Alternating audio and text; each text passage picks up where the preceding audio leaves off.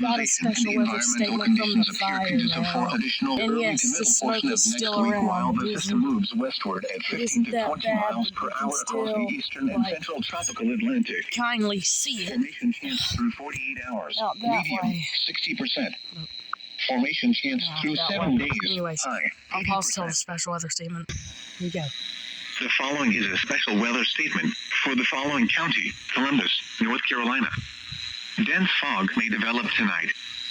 Smoke from the wildfire in Green Swamp may result in areas of dense fog overnight, particularly along Highway 211 between Supply and Bolton, Highway 17 between Charlotte and Bolivia, and Highway 74 between Delco and Lake Waccamaw.